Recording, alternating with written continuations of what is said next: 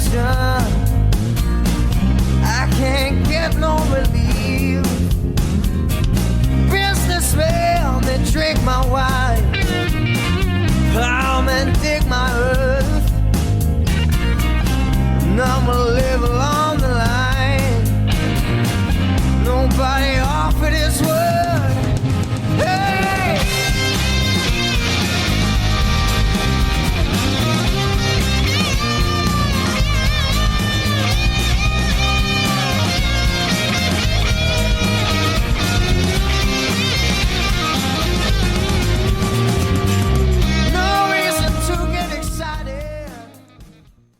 Welcome my chess friends, and I welcome you to this little chess video. And today we are going to concern ourselves with attacking the Kingside Fianchetto. Now some of our friends were asking, after viewing the series of videos that we did on the Colle opening, how we can go about formulating plans and ideas against systems which use a Kingside Fianchetto. For example, the King's Indian Defence or the Gruenfeld. Well, prior to doing a video looking at the specific theory of the Colle opening dealing with these, I thought what we could do is take a look at some generic attacking ideas. And thus I have set up this fantasy position.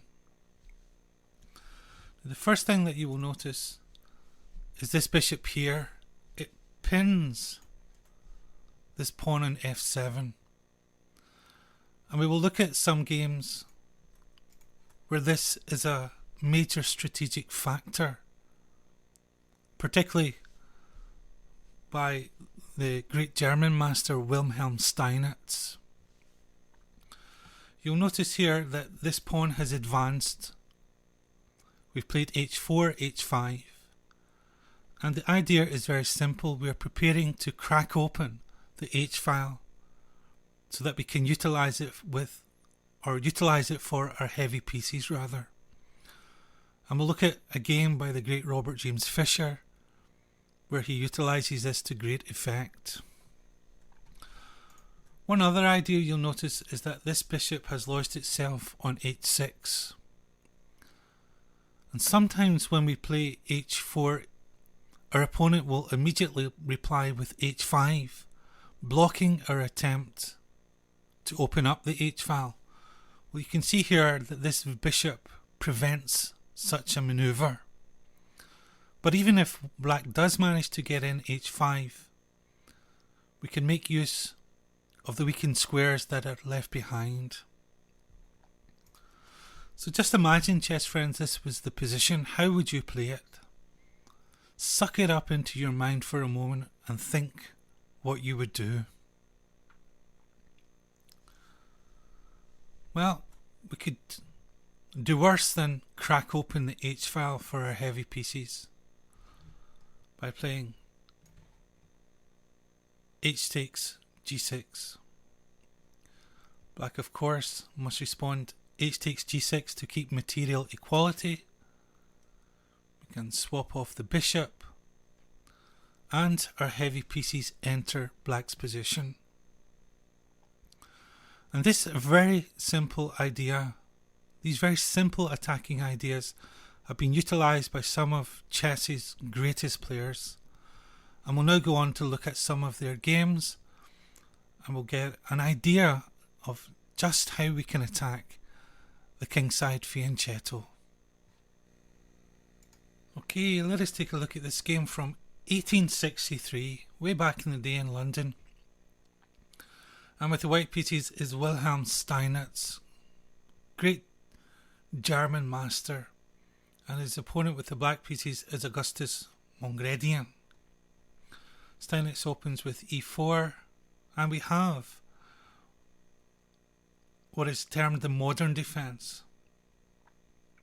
Steinitz builds a pawn phalanx against the dark squared bishop, and black goes in for a double fianchetto. Steinitz develops his pieces. It's very interesting. This is in fact the same pawn formation that you get with the Colle opening, and it's a very good way of playing against a Fianchetto system, because this pawn phalanx blocks the activity of the dark square bishop. But anyway, black breaks in the centre, bishop c4, eyeing this vulnerable f7 point. Knight to e7 is unusual. Normally the knight would come to f6. Queen, castles, and here it is, dear chess friends. The beginning of the idea that we are interested in. Trying to open up or crack open the h-file with h4, h5. Knight d7, and Steinitz gets h5 in. Knight comes to f6, and Steinitz cracks open the h-file for use for the rook and his other heavy pieces. Knight takes, Steinitz castles, c5. Knight menacingly comes into g5, a6. And look at this, dear chess friends. Beautiful sacrifice opening up the h-file. Knight takes, and another sacrifice, rook takes on h7.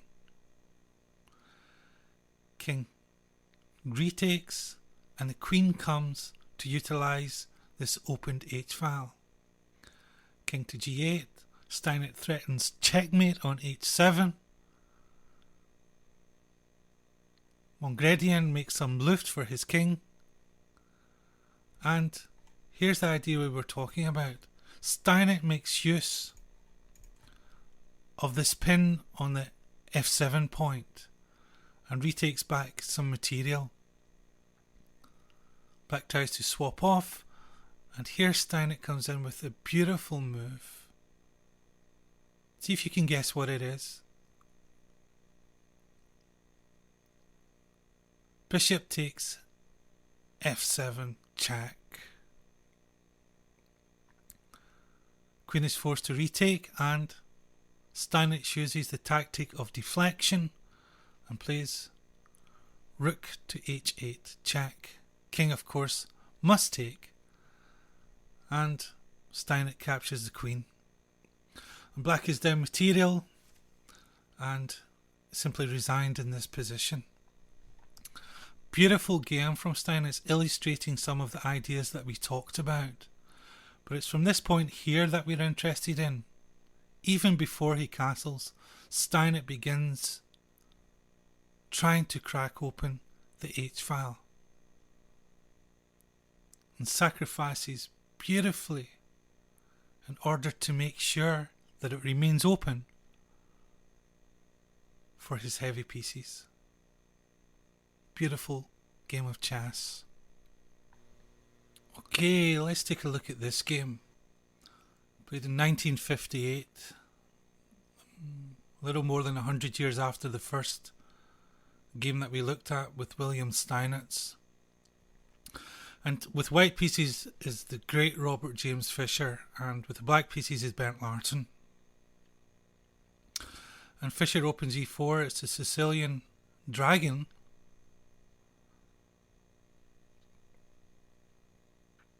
And Fischer goes in for the Yugoslav attack, like this. Larsen takes on d4, which I wonder if it was theory at the time. I don't think it's theory now. And we get a position like this. Black begins queenside counterplay. And here Fischer begins trying to open the h-file with the move h4, h5, like we looked at in our introduction. Now Larsen played rook to f8, but you might be wondering what would happen if g takes h5. Well, you would of course try to keep the h-file open with g4. H takes g4, F takes G, knight takes C4, hitting the queen, but queen H2 threatens checkmate. Knight goes back to G5 to cover the H7 point. Bishops are swapped off. And look at that, rook D5, forking the knight and the queen. There's one move, rook to C5, queen to H6, check, king to E8, rook takes, and queen takes H7, checkmate. But let us go back to the actual game. H5 was played, Fischer opening or attempting to crack open the H file. Larsen played rook to C8, and Fischer immediately goes about opening up the H file. Larsen maintains material equality, but notice, dear chess friends, that the H file is opened. G4, A5, G5. And here's the beautiful part of this game. Fischer sacrifices the rook. Rook takes H5 with a beautiful exchange sacrifice. G takes, G6. Once again utilizing this pin on the F7 point.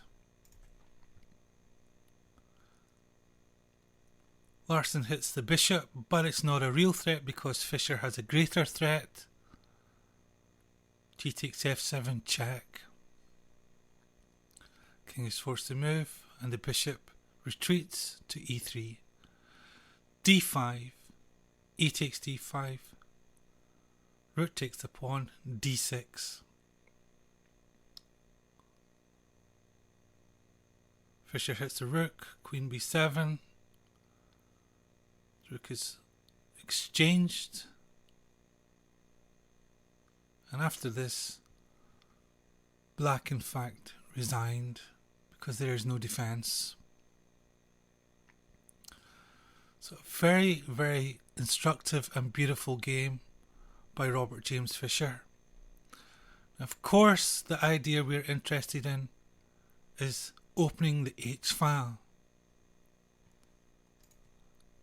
And here Fischer complemented his play with a beautiful rook takes H5, keeping the H file open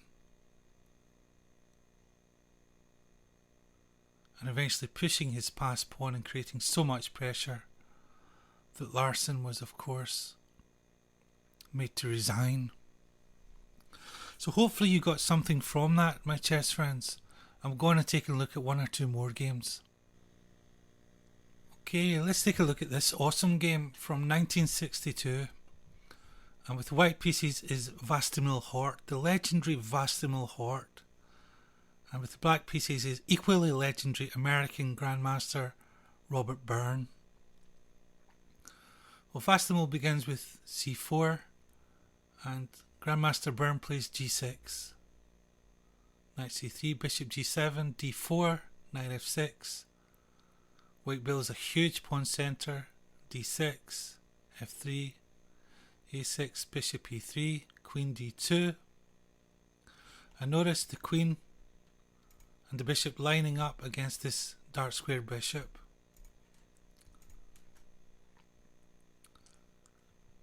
B5 was played, Bishop D3, Knight BD7, Knight GE2, black castles.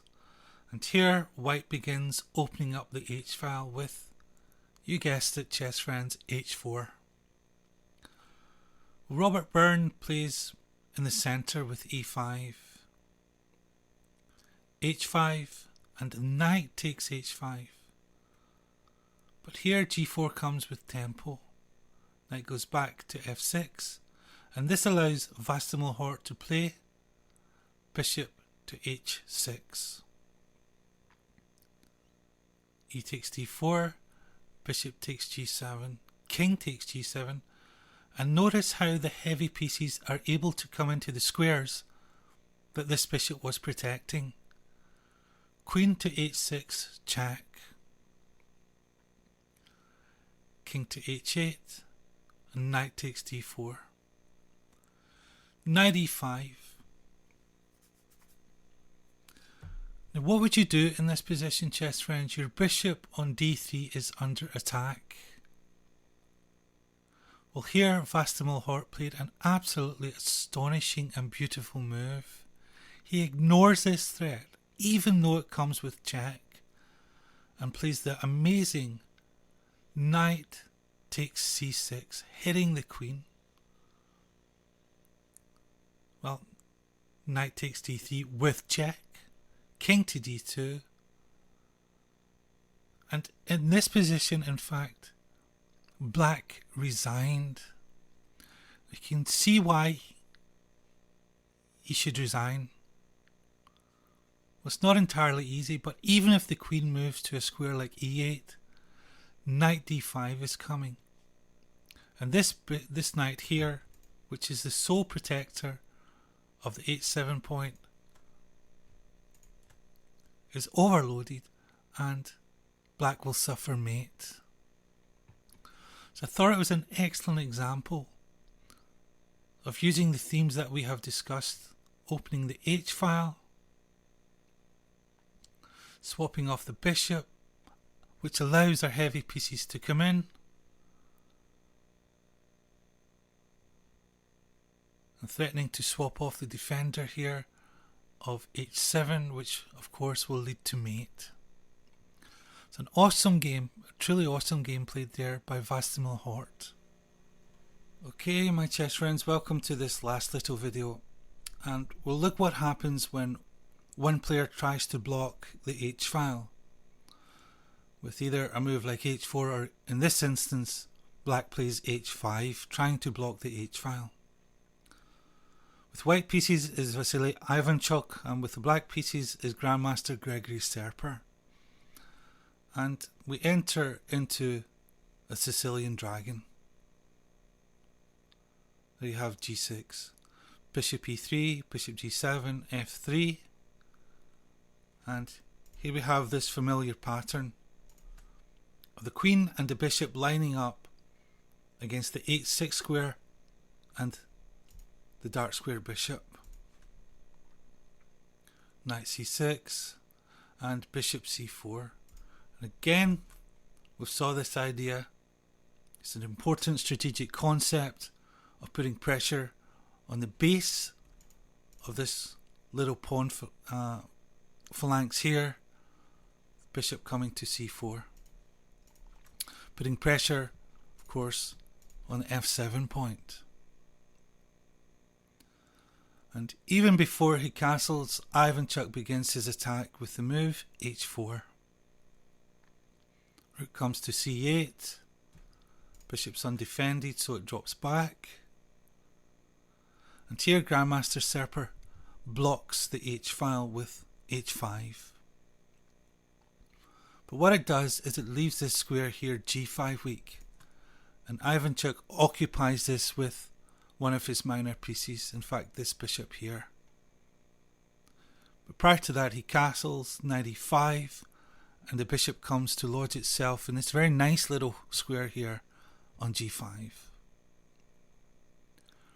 Rook c5, f4. And this knight drops back to c6. Why it never went to either g4 or even c4, I don't know, but it drops back. Ivanchuk begins his attack in the center with e5. And bishop comes to g4, attacking of course this rook here. But Ivanchuk absolutely simply ignores this because he has a greater threat. And he plays knight takes c6, attacking of course the queen. Rook takes, and again he simply ignores this threat and plays the amazing move f5. Look at that, attacking this phalanx of pawns, trying to open up lines against the king and ignoring this attack on his rook.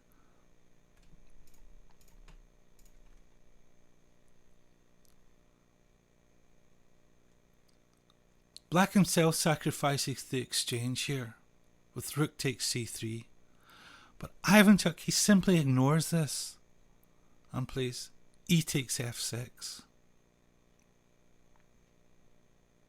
E takes f6 is played, and then and only then does he take back with b takes c3, f takes g5, and look at that, opening up and weakening this little phalanx of pawns in front of the black king. Bishop takes, rook takes, and you can see that the last vestiges of the pawn defense in front of the black king is actually disintegrating before our eyes. It's quite amazing to behold. And again we see this strategic idea of this bishop pinning this pawn on f7. G takes f7 with check. King is forced to move. And the rooks enter the game. Look at this move here. Beautiful move. Of course the rook cannot be taken because the queen will come to h6 and it will be checkmate. King to h7 was tried. Check was thrown in.